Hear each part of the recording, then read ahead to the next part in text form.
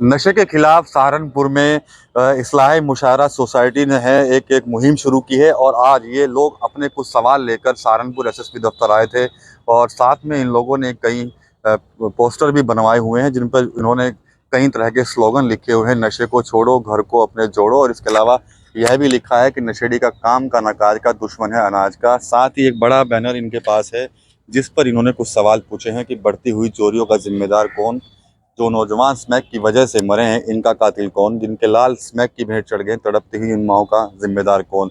बहुत सवाल हैं जो ये पूछ रहे हैं।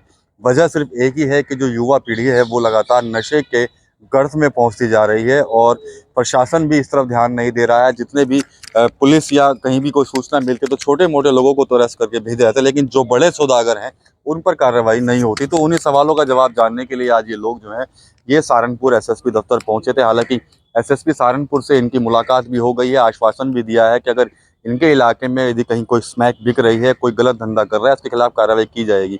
बातचीत कर लेते हैं जो लोग यहाँ पर आए हैं। आप अपना नाम बताइए। मेरा नाम मोहम्मद हारिस। हारिस भाई, क्या वजह रही है आप लोगों को यहाँ पर आना पड़ा और नशे के खिलाफ ये कदम उठाना पड़ा? वजह इसकी ये रही, माँ बाप, माता पिता बड़े मोहब्बत से, बड़े प्यार से और बड़ी कोशिशों से अपने बच्चों को पालते हैं। यहाँ तक कि माँ खुद नहीं खाती, अपने बच्चे को खिलाती है। बाप अपनी औलाद के लिए, अपने बच्चों के लिए रात दिन कमाता है, मेहनत करता है। इसके बावजूद गलत माहौल की वजह से, गलत संगत की वजह से ये बच्चे ख़राब हो जाते हैं, नौजवान हो जाते हैं, बड़े हो जाते हैं। और जब ये नशेड़ी हो जाते हैं तो ये अपने बाप को बाप नहीं समझते, माँ को माँ नहीं समझते, किसी की बात नहीं मानते। बड़े छोटे का अदब एहतराम इनके यहाँ कोई नहीं होता। इनके लिए तो सिर्फ ब सिर्फ नशा सब कुछ होता है। और फिर हालात ये होते हैं ख़तरनाक, यहाँ तक कि पहुँच जाती है ये नशेड़ी नशा कर कर इतने कमज़ोर हो जाते हैं, इतने बर्बाद हो जाते हैं, ये खड़े खड़े कांपने लगते हैं, काम करने के लायक भी नहीं रहते, ये थोड़ी देर काम भी नहीं कर सकते। इनको नशे के लिए फिर पैसे चाहिए, माँ बाप कहाँ से पैसे लाएं, तो फिर ये चोरी करते हैं। अभी मैं आपको एक वाकया सुनाऊं। ये हमारा मोहल्ला है, एक मशहरों का मोहल्ला। यहाँ एक यतीम बच्चा अपनी माँ से कहता है मुझे इसमें के लिए पैसे दो। माँ कहती है मेरे पास पैसे नहीं है। ये कहता है मैं मर जाऊंगा अगर मुझे पैसे नहीं मिलेंगे, इसमें नहीं मिलेगी, मुझसे बर्दाश्त नहीं हो रहा है।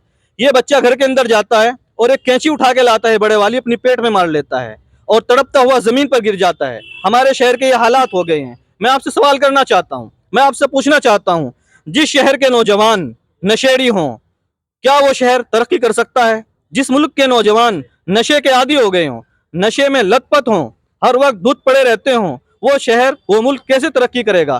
तो अगर हम अपने मुल्क की तरक्की चाहते हैं, हम चाहते हैं कि हमारा मुल्क ऊंचा हो, तो इसके लिए हमें सबको इसकी मेहनत करनी होगी। और जो गैर कानूनी नशा ये फैलता जा रहा है, इसमें फैलती जा रही है, इसको रोकना होगा, ख़त्म करना होगा। आप किसको मानते हैं जिम्मेदार इन सब के पीछे? मतलब जो स्मैक है ये तो इनलीगली होता है, बिक भी रही है, लगातार एक्शन भी पुलिस की तरफ से होता है, किसको जिम्मेदार मानते हैं? सर जिम्मेदार तो सही माने में तस्कर हैं। जो छोटे मोटे लोग होते हैं उनको पकड़कर पुलिस बंद कर देती है। जो मेन है उनको पकड़ नहीं पा रही है, उनके ऊपर लगाम नहीं लगा रही है। उनके ऊपर लगाम लगे तो जो पीने वाले हैं वो भी अपने आप को रोकें। जब मिलेगी नहीं तो पियेंगे क्या?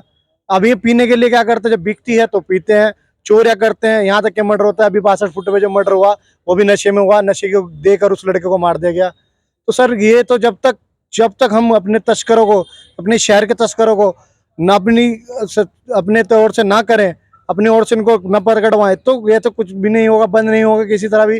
जब तक तस्कर बंद नहीं होंगे तब तक पीना बंद नहीं होगा। सर मुख्यमंत्री तो काफी गंभीर हैं इन सब चीजों को लेकर, क्या कुछ मांग करते हैं आप मुख्यमंत्री योगी जी से?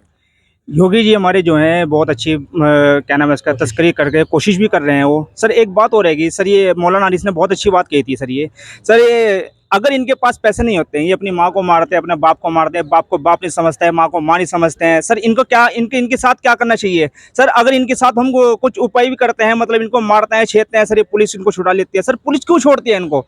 सर हम ये सवाल करना चाहते हैं, पुलिस इनको छोड़ती क्यों है? ऐसों को तो जेल में डालना चाहिए। फिर दूसरी बात ये कि जब ये क्या नाम है इसका 100 रुपये लेके, 200 रुपये लेके स्मैक पीते हैं, जो भी कुछ करते हैं, सुल्फा पीते हैं, वो जब खत्म हो जाता है फिर चोरी करते हैं। जब चोरी का सामान करे तो अपने घर का सामान, जब अपने घर का सामान ही बेच लेते हैं, उसके बाद क्या करते हैं, ये अपनी माँ को, बहनों को, सबको बेच देते हैं।